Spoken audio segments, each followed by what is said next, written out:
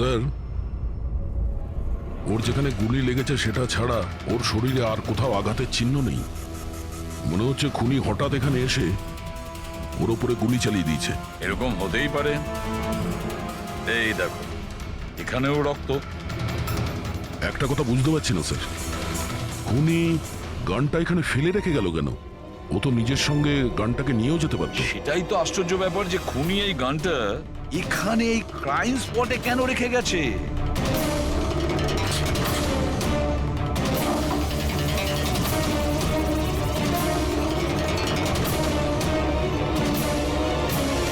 Sir, এই দেখুন, নিচে এখানে এই টেপটা আটকানো ছিল। ওয়াশ বেসিনের নিচে টেপ? মনে হচ্ছে এখানে টেপ দিয়ে কিছু আটকে ছিল যেটা এখন এখানে নেই। হতে পারে এই কেসের সঙ্গে রিলেটেড কিছু। নিশ্চয়ই দেখতে হবে। রায়মাদেবী, ডক্টর যশবন্ত আপনার ডক্টর ছিলেন তো? আপনারা এখানে এই টেবিলেই বসেছিলেন? হ্যাঁ, আসলে উনি আমার অসুখের কথা বলতেই আমার সাথে দেখা করতে এখানে এসেছিলেন। খুব ভালো মানুষ ছিলেন উনি। আজ যখন আপনি ওর সঙ্গে কথা বলছিলেন, আপনার কি মনে হয়েছিল যে কোনো ব্যাপার নিয়ে ও একটু ডিস্টার্ব ছিল? ডিস্টার্ব তো নয়, কিন্তু হ্যাঁ, হঠাৎ করে ওনার শরীর খারাপ হয়ে গিয়েছিল আর উনি এক্সকিউজ মি বলে ওয়াশরুমে চলে গিয়েছিলেন। আমি তো ভাবতেই পারিনি যে এরকম একটা ঘটনা ঘটবে। স্যার, হ্যাঁ, এ হলো এই কফি শপটার ম্যানেজার। এখানকারও সিসিটিভি ক্যামেরাগুলো কাজ করছে না। স্যার, 2 ঘন্টা আগেও তো কাজ করছিল, কিন্তু হঠাৎ করে টেকনিক্যাল প্রবলেম হয়ে যায়, সেই জন্য ইঞ্জিনিয়ারকে ডেকেছি আমরা।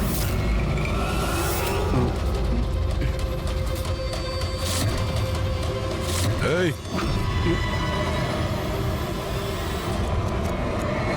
একটু দাঁড়াও, এখানে এসো।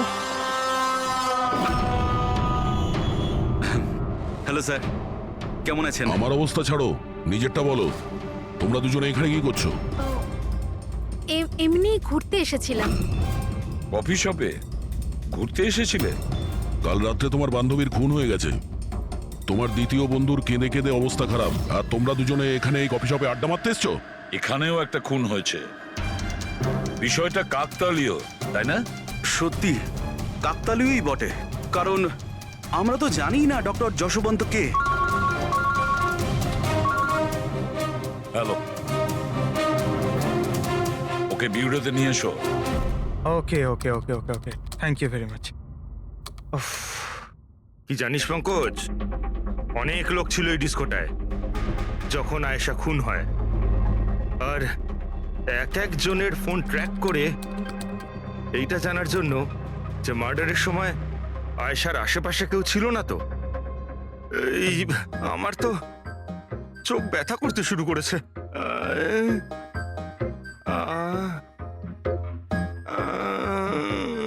আরে স্যালাডগুলো চোখে লাগানো বন্ধ করুন ফ্রেডি স্যার, আরো কত লোকের নাম্বার ট্রাই করতে হবে, কাজ করুন। ভগবান। সৌরভ, এখন তোমার শরীর কেমন? শরীরের আঘাত না হয় আজ নয় কাল ঠিক হয়েই যাবে স্যার, কিন্তু যা আমি ওই দিন দেখলাম সেটা হয়তো সারা জীবন কোনোদিনও ভুলতে পারবো না আমি। না আমি ওই পাবে যেতাম, আর না আমি আয়েশার চিৎকার শুনতে পেতাম। কিন্তু আয়েশার পিছন পিছন তো তুমি গিয়েছিলে। ও তোমার সঙ্গে ভালো করে কথা বলেনি, সেই জন্য। এই কথাটা সত্যি স্যার যে আমি আয়েশার পেছনে গিয়েছিলাম, কিন্তু আমি যখন ওকে ড্রিঙ্ক অফার করলাম ও বারণ করে দিল স্যার। ইনফ্যাক্ট ও আমার ইনসাল্টও করলো স্যার। তাই আমার খুব খারাপ লেগেছিল স্যার, আর তাই আমি ওর পিছু নিয়েছিলাম। ও মাই গড, কে কে করলো এইসব কিছু? চলো তোমাকে আমি হসপিটালে নিয়ে যাই। হেই হেই, দাঁড়াও, আরে দাঁড়াও। আর তারপরে? স্যার, আমার এখনো মনে আছে যখন আমি ওর রিস্টটা ধরেছিলাম স্যার, সেটা একেবারে নর্মাল ছিল না। ওটা নর্মাল মানুষদের রিস্ট ছিলই না। আমার খুব অদ্ভুত ফিল হয়েছিল স্যার।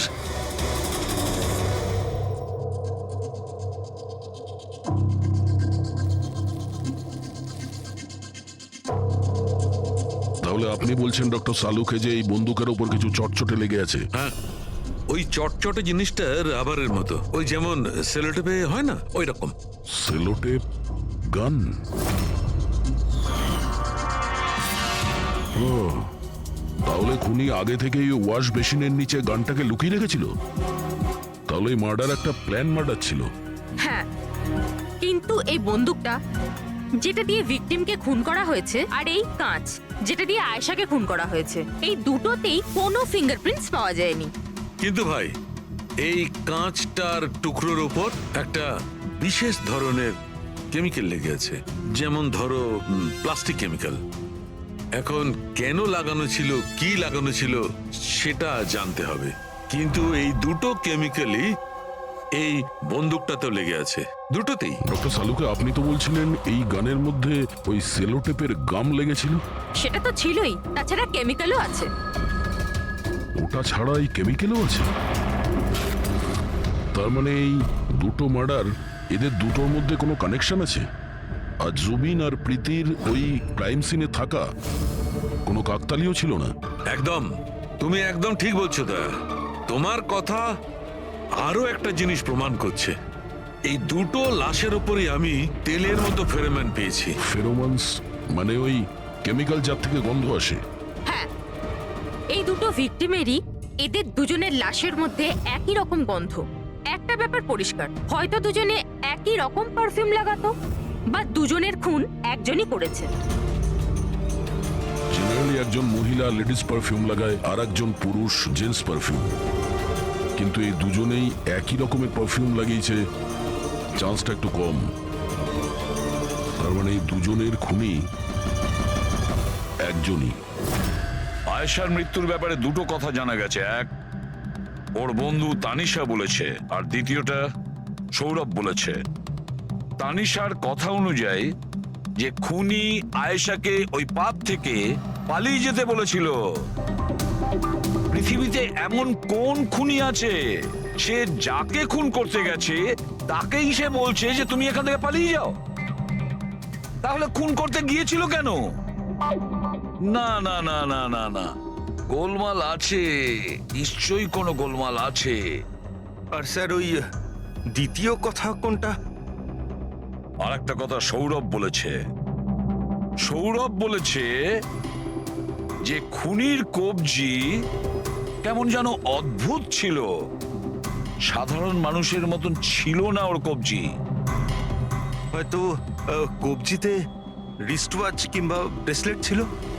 হেড্রিক, বুদ্ধিটাকে একটু কাজে লাগাও, বুঝেছো? স্যার, হ্যাঁ, স্যার দুটো ক্রাইম সিনেই একটা নম্বর কমন। সেটা কার? আয়েশার বয়ফ্রেন্ড বিশালের স্যার। বিশাল? বিশাল? এই বিশালকে তো কফি শপে দেখাই যায়নি, তাহলে কফি শপে গেল কখন?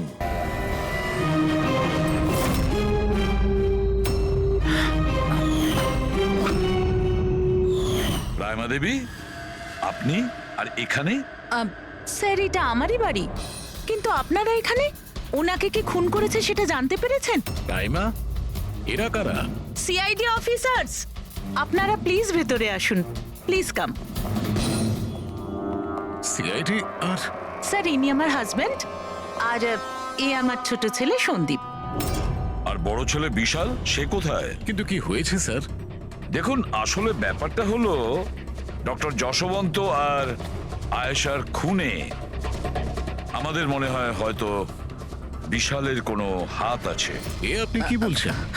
অভিযোগ প্রমাণিত হয়নি, কাউকে গ্রেপ্তার করতে পারেননি, তো যে কোনো কাউকে ফাঁসিয়ে দেবেন? দেখুন, সিআইডির কাজই হচ্ছে অপরাধী পর্যন্ত পৌঁছানো, নাকি কোনো নিরপরাধীকে ধরে এই কেসটা বন্ধ করে দেওয়া। আপনি দয়া করে একটু বিশালকে ডাকবেন।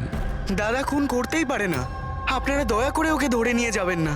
সন্দীপ, আমরা কিন্তু তোমার দাদাকে এখানে ধরতে আসিনি, আর আমরা এটাও বলিনি যে তোমার দাদা কিছু করেছে। আমরা তো তোমার দাদাকে কিছু প্রশ্ন করব, ব্যাস। আপনারা আমাকে সন্দেহ করছেন? এক মিনিট বিশাল, তুমি ভেতরে যাও। আমি এই সিআইডির লোকেদের তোমায় বিরক্ত করতে দেবো না। দেখুন, সিআইডির কাজে বাধা দেওয়াও কিন্তু একটা অপরাধ, তাই প্লিজ আমাদের নিজেদের কাজ করতে দিন। বিশাল,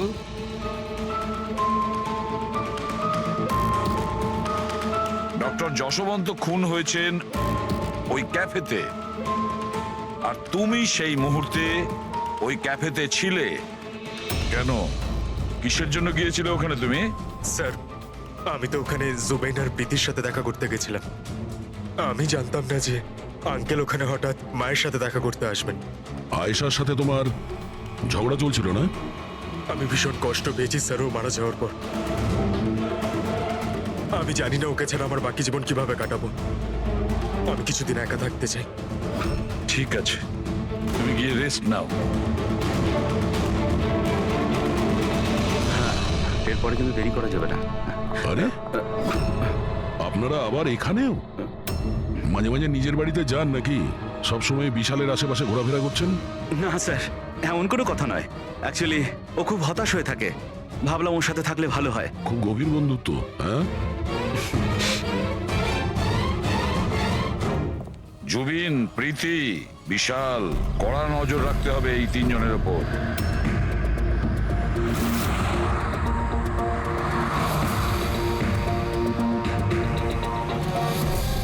তিনজনের বাড়িতে এমন ক্যামেরা ফিট করেছি না স্যার, একটা মাছি ঢুকলেও সব টের পেয়ে যাবো আমরা।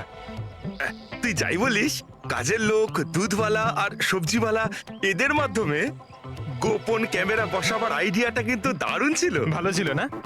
কিন্তু আমার ছিল না, দয়া স্যার ছিল। আচ্ছা, হ্যাঁ, আর উনি আমাদেরকে এখানে বসিয়ে দিয়েছেন যাতে আমরা এখানকার সিসিটিভি ফুটেজ চেক করতে পারি।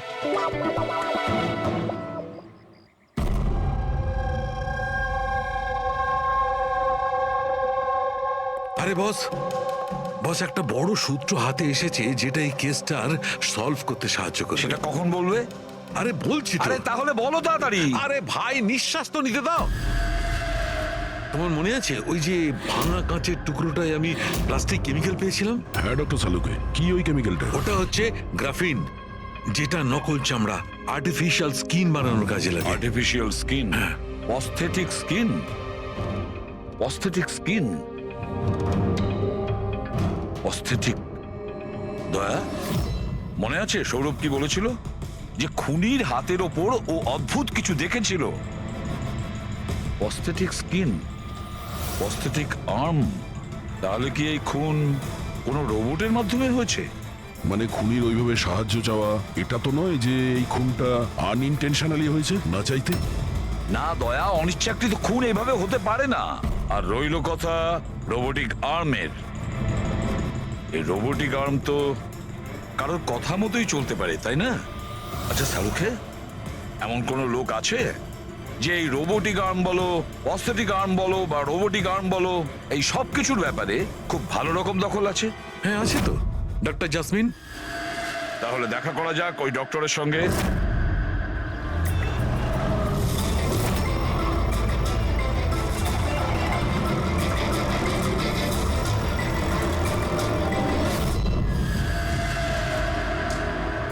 ডক্টর জাসমিন, আমরা এটা জানতে চাই যে যদি এই এরকম প্রস্থেটিক লাগানো হাত লাগানো হয়েছে, রোবোটিক আর্ম, তাহলে কি ওই হাত, ওই আর্ম অন্য কারোর ইনস্ট্রাকশনে কাজ করতে পারে? মানে নকল হাত লাগানো হয়েছে একে, কিন্তু এই হাত দিয়ে কি কাজ করাতে হবে তার কন্ট্রোল এর কাছে নেই, বিয়ের কাছে আছে, তাই তো? কারণ আমাদের সন্দেহ হচ্ছে যে খুন নিজের ইচ্ছায় করছে না, কেউ ওকে দিয়ে করাচ্ছে। স্যার, এটা শুনে যতটা কঠিন মনে হচ্ছে আসলে ততটা কঠিন নয়। হ্যালো, দামিনীকে একটু ভেতরে পাঠাও। হ্যাঁ, সেই রুগীটাই যার কাল টেস্ট হয়েছিল। রুগী?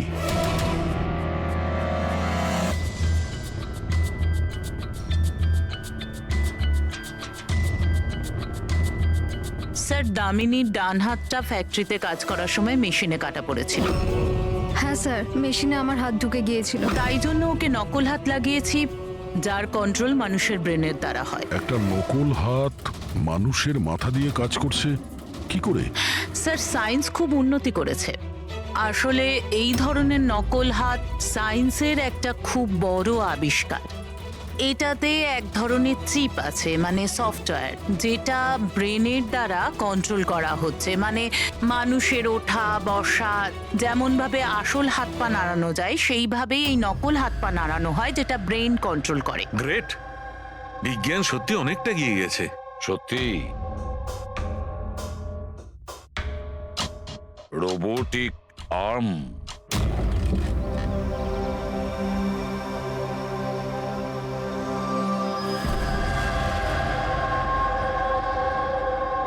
বাই। ওরা ওখানে হাত করছে আর আমরা এখানে গাড়িতে বসে আছি।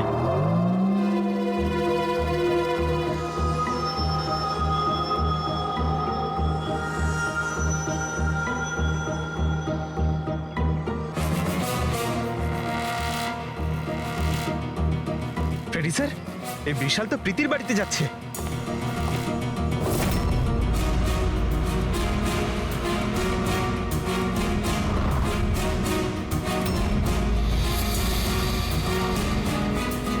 বিশাল, তুমি টেনশন করো না, কেউ কিচ্ছু জানতে পারবে না। আমরা কোনো না কোনো উপায় ঠিক বের করব, ওকে? এ নাও, কফি খাও।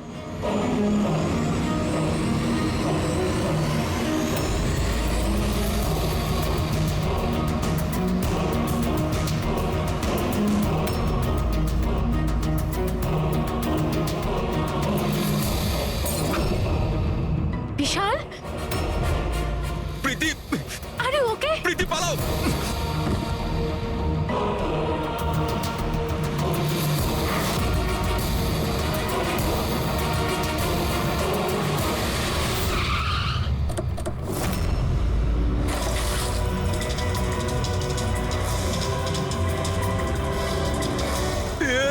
বিশাল, না, বিশাল ছাড়ো।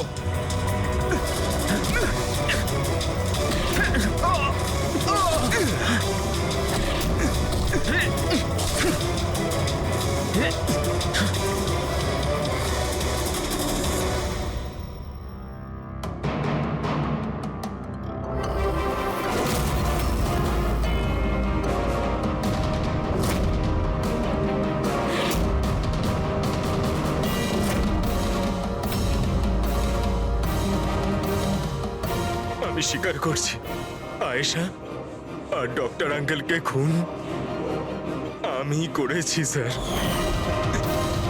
তুমি এখানে কি করছো? কি হলো? কি হচ্ছে এটা? আমি বুঝতে পারছি না কি হচ্ছে আমার হাতে। কিছু প্রবলেম? কি হচ্ছে বলছো না কেন কিছু? ডাক্তারের কাছে নিয়ে যাব? এটা কি করছো? এটা কি করছো? আয়েশা পালাও এখান থেকে, পালাও!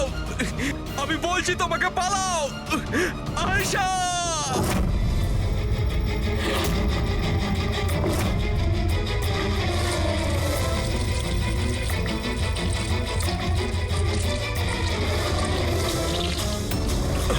ডক্টর, পালিয়ে যাও এখান থেকে। কি করছো এগুলো? আমি কি করবো স্যার? আমার নিজের হাতের উপরে কোনো কন্ট্রোল নেই। কি?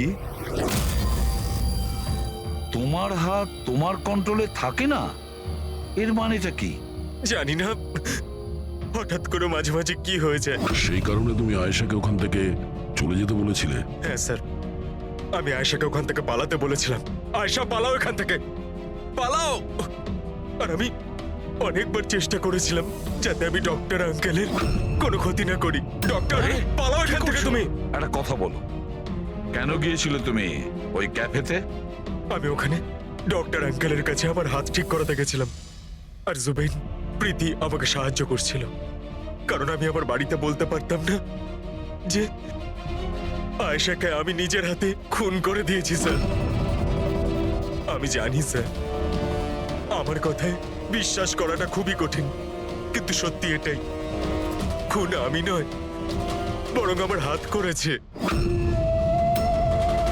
ডক্টর জাসমিন, বিশাল যা যা বলছে সেটা সত্যি? আমি বলতে চাইছি যে এটা কি সম্ভব যে একটা রোবোটিক আর্ম নিজে থেকেই ডেভেলপ করে আর সেই কারণেই তার মনে হয়েছে যে খুন করা যেতে পারে? চান্সেস কম স্যার, কিন্তু হ্যাঁ, হাতের ভেতরে লাগানো এই চিপকে কেউ যদি হ্যাক করে তাহলে হতে পারে। কি? প্রস্থেটিক হাতে লাগানো সফটওয়্যার হ্যাক করা যায়? হ্যাঁ না, হ্যাক হতেই পারে, এটা পসিবল। যখন হ্যাকার এই নকল হাতের চিপ হ্যাক করে তখন এই নকল হাতটা তার ব্রেন দ্বারা কন্ট্রোল হয় না যার শরীরে এটা লাগানো আছে, বরং এই নকল হাতটা কন্ট্রোল হয় হ্যাকারের ব্রেন দ্বারা। তার মানে কেউ একজন বিশালের এই রোবোটিক আর্মের সফটওয়্যারটা হ্যাক করেছিল আর তারপরে ওকে দিয়ে খুন করায়। স্যার এর থেকে ভালো তো আমি এক হাতেই আমার সারাটা জীবন কাটিয়ে দিই। যে হাতটা অন্যদের জীবন কেড়ে নিচ্ছে, এরকম হাত আমার চাই না স্যার। বিশাল একটা কথা বলো, তোমার এই হাত তোমাকে বলছে যে সেই কাউকে মারতে চায়, তখন তুমি কি ভাবো? তখন তোমার মনের অবস্থা কি হয়, কি চলে তোমার মাথার ভেতরে? স্যার 2-3 মিনিট সময় লাগে। আমি পুরোপুরি ভাবে চেষ্টা করি আমার হাতকে কন্ট্রোলে আনার, কিন্তু 2 মিনিট পর আমার হাতই জিতে যায় স্যার।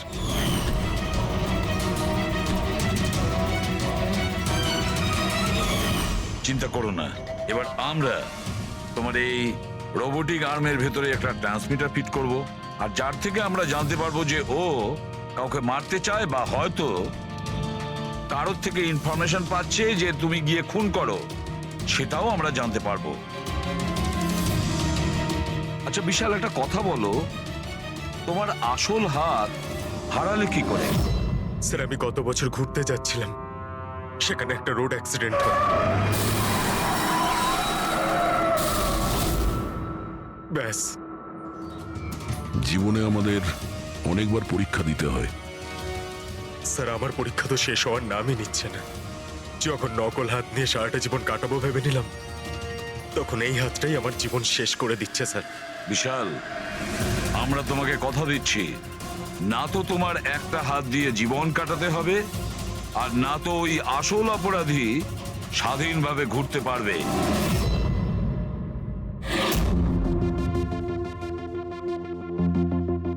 বিশাল, অপরাধী প্রথমে বিশালকে দিয়ে আয়েশাকে খুন করায়। আয়েশা, যাকে বিশাল খুব ভালোবাসতো, এরপরে খুন করায় ডক্টর যশবন্তকে, যে বিশালকে সাহায্য করত। এরপরে প্রাণ নিতে চেষ্টা করে প্রীতির, যে বিশালের বন্ধু ছিল। এরা প্রত্যেকেই হলো বিশালের শুভাকাঙ্ক্ষী, আর এরা প্রত্যেকে বিশালের আপনজন। সবাই বিশালের খুব কাছের মানুষ। তাহলে এই অপরাধী কে হতে পারে? কে সেই অপরাধী? এও তো কোনো কাছের মানুষ হতে পারে, বিশালের কোনো আপনজন। পঙ্কজ, বিশালের অ্যাক্সিডেন্টের পুরো ডিটেল আমার চাই, A to Z। Hello sir, আমি Jaspal. Computer expert? Yes sir. Computer hack করতে পারো? যত বড়ই কম্পিউটার হোক বা সার্ভার, এক তড়িতে হ্যাক করতে পারি। রোবোটিক আর্মের সিস্টেম হ্যাক করতে হবে, পারবে? নিশ্চয়ই স্যার, পারবো। এতে সবকিছু পেয়ে যাবে। হয়ে যাবে স্যার। আর এটার জন্য আমি ট্রেস রাউটিং এর ইউজ করব। সেটা আবার কি? হ্যাঁ স্যার, এই টেকনোলজিটার সাহায্যে বিশালের আশেপাশে প্রত্যেকটা কম্পিউটারকে আমি দেখতে পাবো। মূলত মেশিনের মধ্যে যে হোস্ট নেম আর অ্যাড্রেস থাকে সেটাকেই হ্যাক করতে হয়। আচ্ছা, আর ট্রেস রাউটিং এর সাহায্যে আমরা শহরের যে কোনো জায়গায় বসে থাকা যে কোনো হ্যাকারকে খুব ইজিলি খুঁজে বের করতে পারবো। ফ্যান্টাস্টিক। আর যে বিশালের রোবোটিক আর্মের সিস্টেম হ্যাক করেছে, এবার আমরা ওর সিস্টেমকে হ্যাক করব।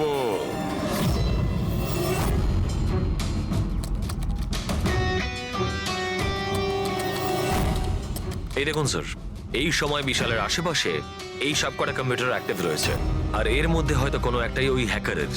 শুধু একবার জানতে পেরে যাই ওই কম্পিউটারটা কোনটা, তাহলেই কাজটা সহজ হয়ে যাবে। যশপাল, তাড়াতাড়ি করো, আমাদের হাতে সময় কম। বিশাল আজকে আমাকে বাড়িতে কেন ডাকলো? আঙ্কেল আন্টিও নেই, জানি না কি ব্যাপার।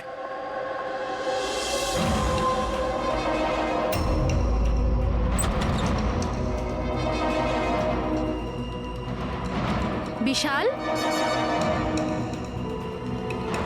বিশাল। প্রীতি, তুমি জানো যে আমি তোমাকে মারার চেষ্টা করেছি, তবুও তুমি আমার কাছেই এলে। বিশাল, তুমি তো আমাকে ফোন করে এখানে ডাকলে। আমি? হ্যাঁ। আমি কখন ডেকেছি? তুমি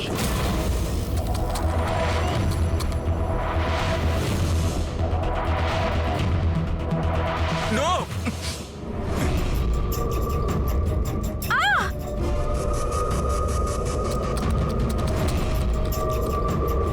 পালাও প্রীতি, বিশাল প্লিজ বিশাল পালাও please! এখান থেকে। Vishal please, Vishal Vishal please.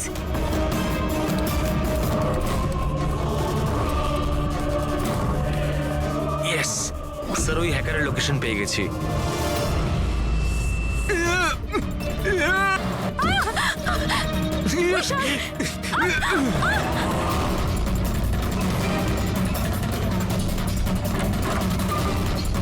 Sir আপনি এখানে কি করছেন? বিশাল প্লিজ।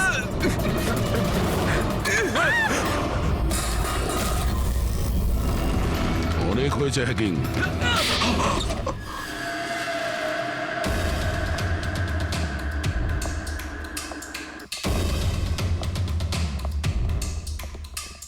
আবার এসে গেলেন আপনারা।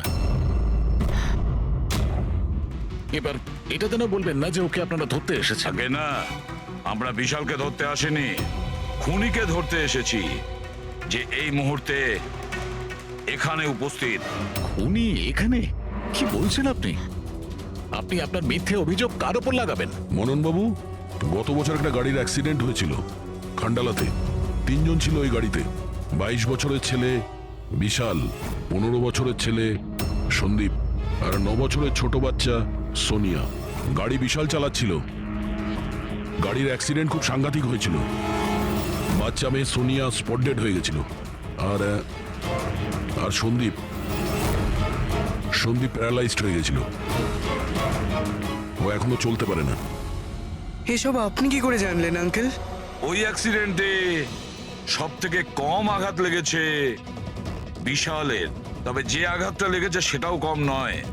বিশালের নিজের হাতটা হারাতে হয়েছে। আর তাছাড়া বিশাল আপনার সৎ ছেলে, তাই না? স্যার, বিশাল আমার কাছে নিজের সন্তানের মতোই। আমি আপনাকে রিকোয়েস্ট করছি, আপনি বিশালকে আমার সৎ ছেলে বলবেন না। আই এম সরি মদন বাবু, যদি সব বাবা আপনার মতন ভাবতো তাহলে তো ভালোই হতো। যদি রায়মা দেবী এভাবে ভাবতেন। কি রায়মা দেবী? আচ্ছা, আপনার মনে অনেক রাগ জমে আছে, তাই না বিশালের জন্য? কারণ বিশালের জন্য আপনি আপনার নিজের মেয়েকে হারিয়েছেন, আর আপনার নিজের ছেলে সারা জীবন চলাফেরা করতে পারবে না। আপনি কি বলতে চাইছেন? আমরা কি বলতে চাইছি ওটা এক্ষুনি জেনে যাবেন। পঙ্কজ,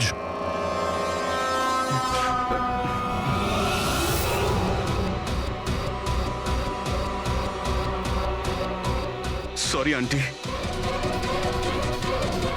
কিন্তু আমি ওদের সবকিছু বলে দিয়েছি যে আপনার বলার জন্যই আমি এসব করেছি। আমি ওই সফটওয়্যারগুলোকে হ্যাক করেছিলাম, আর আমি সব জায়গার সিসিটিভি গুলোকে হ্যাক করে বন্ধ করে দিয়েছিলাম।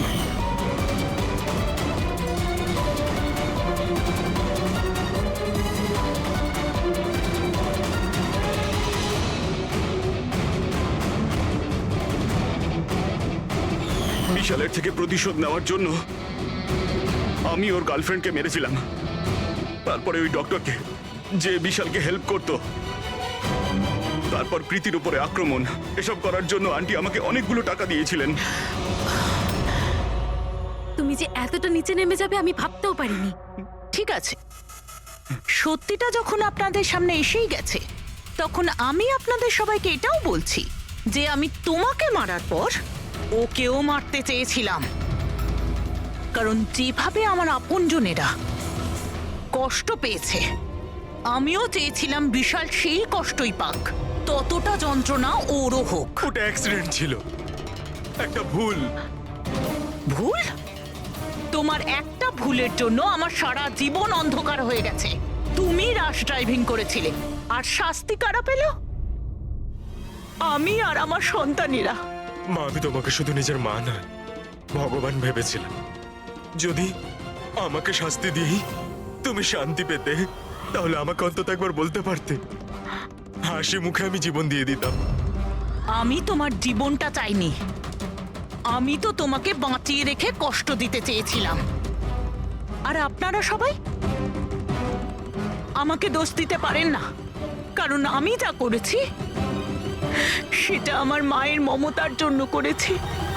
রায়মা দেবী, মা শব্দের অর্থ আপনি জানেন না, সেজন্যই আপনি এত বড় অপরাধ করেছেন। আরে মা তো সেই হয় যে শুধু নিজের নয়, অন্যের সন্তানকেও স্নেহ ভালোবাসা দিয়ে আগলে রাখতে পারে। বিশাল হয়তো আপনার গর্ভের সন্তান নয়, কিন্তু মা বলে তো ও ডাকতো, ও আপনাদের পরিবারেরই একটা অংশ।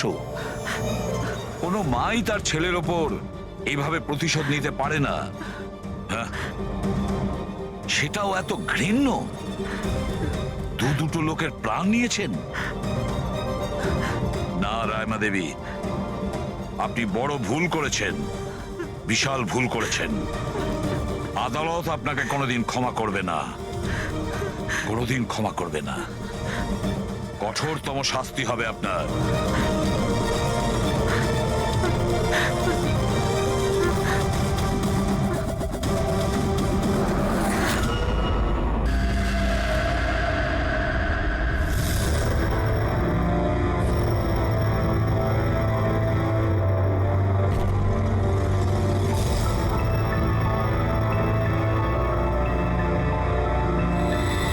কি করে হলো এগুলো?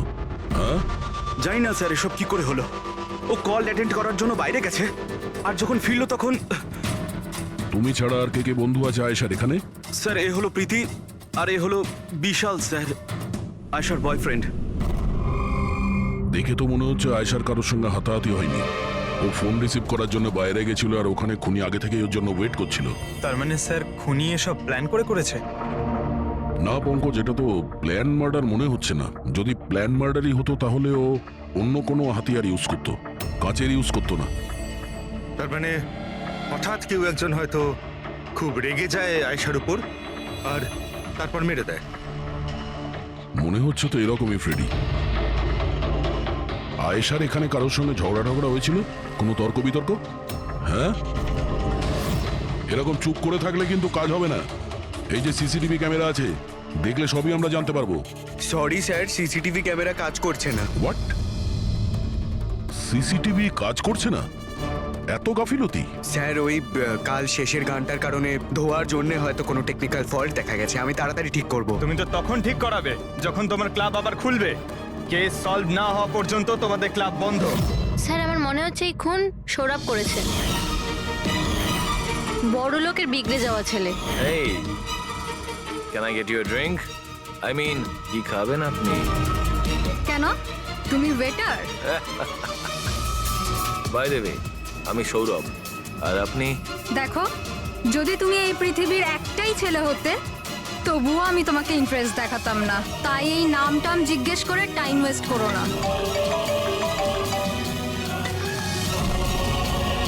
যখন আয়েশাকে উত্তর দেয়নি তখন ও রেগে পিছন পিছন বাইরে গেল। সৌরভ কোথায়? স্যার ও তো নেই। তোমাকে বলেছিলাম না আমি, কেউ এই ক্লাব থেকে বাইরে যাবে না। স্যার যেতে দিইনি আমি, হয়তো ও অপরাধ করার পরেই পালিয়ে গেছে, আয়েশার ভেতরে আসার আগেই। এই আয়েশা আর সৌরভ বাইরে কোন দিকে গেছিল? স্যার ওইদিকে।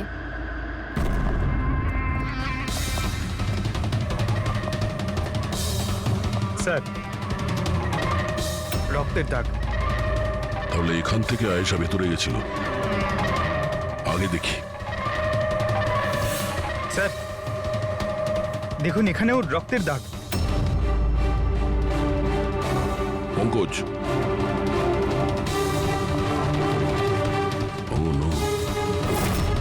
এত রক্ত, আর এই কাঁচের টুকরো। মনে হচ্ছে আয়েশার উপর হামলা এখানেই হয়েছে। স্যার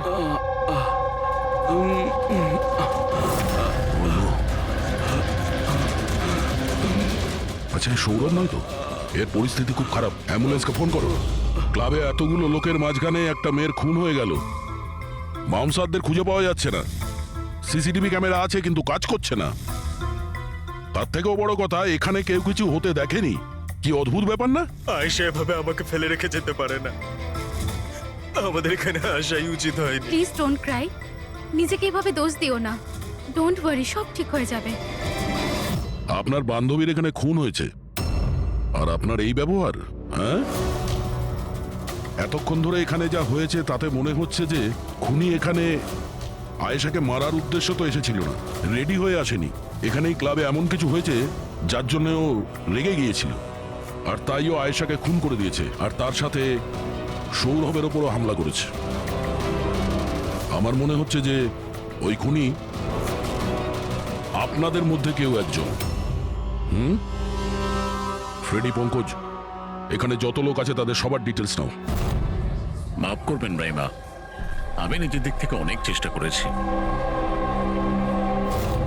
কিন্তু এখন এর থেকে বেশি সাহায্য আর করতে পারবো না। ইটস ওকে ডক্টর, আপনার যা করার ছিল আপনি সবকিছু করেছেন, আর আমরা এর বেশি আর কি করতে পারি?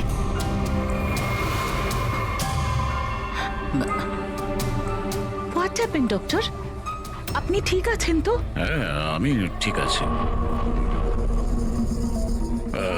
আমার একটা অস্বস্তি হচ্ছে। এক্সকিউজ মি, কোথায় যাচ্ছেন আপনি? আমি ওয়াশরুম থেকে আসছি। তানিশা, আয়েশার মৃত্যুর আগে তোমার সাথে ওর ফোনে কথা হয়েছিল, তাই না? আচ্ছা, ওই ফোন কলের ব্যাপারে আমাদের কিছু ডিটেলে বলতে পারবে? স্যার, ডিস্কোতে খুব জোরে মিউজিক বাজছিল বলে আমি বেশি কিছু শুনতে পাইনি। হ্যাঁ, কিন্তু আমি ওকে এটা বলতে শুনেছিলাম। কি হয়েছে বলো না, কি হয়েছে? তোমার কি খুব কষ্ট হচ্ছে? ডাক্তারের কাছে নিয়ে যাব? এটা তুমি কি করছো? মানে আয়েশা এইসব কথা ওই খুনির সঙ্গে বলছিল? স্যার, এর থেকেও বেশি অবাক হওয়ার বিষয় এটাই যে আয়েশার খুনি ওকে বলছিল এখান থেকে পালিয়ে যেতে। আশ্চর্য ব্যাপার, খুনি আয়েশাকে পালিয়ে যেতে বলছিল, অথচ আয়েশা খুনির চিন্তা করছিল। আচ্ছা, তুমি একটা কথা বলো তো, তুমি ওই ভয়েসটা চিনতে পারবে যার সাথে আয়েশা কথা বলছিল?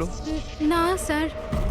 স্যার, কিন্তু খুনি যখন আয়েশার ব্যাপারে এত চিন্তা করছে তাহলে ওকে মারলই বা কেন? সেটাই তো, খুনি ভিকটিমের চিন্তা করছিল আর ভিকটিম খুনির চিন্তা করছিল।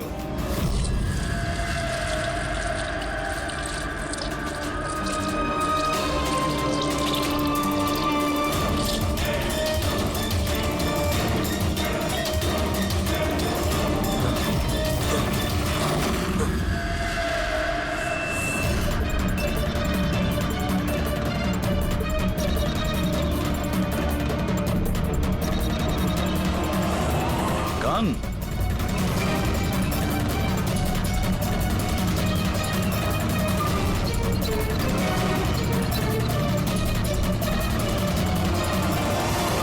স্যার,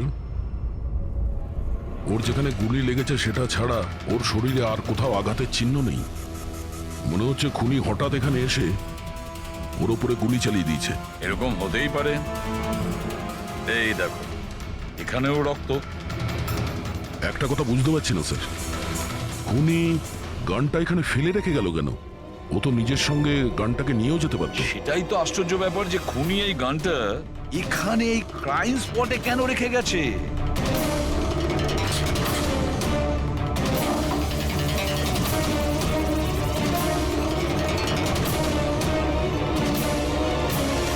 স্যার, এই দেখুন, নিচে এখানে এই টেপটা আটকানো ছিল। ওয়াশ বেসিনের নিচে টেপ?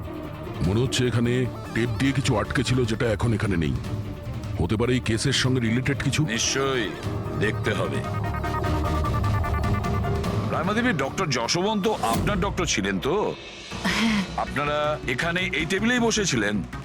হ্যাঁ, আসলে উনি আমার অসুখের কথা বলতেই আমার সাথে দেখা করতে এখানে এসেছিলেন। খুব ভালো মানুষ ছিলেন উনি। আজ যখন আপনি ওর সঙ্গে কথা বলছিলেন, আপনার কি মনে হয়েছিল যে কোনো ব্যাপার নিয়ে ও একটু ডিস্টার্ব ছিল? ডিস্টার্ব তো নয়, কিন্তু হ্যাঁ, হঠাৎ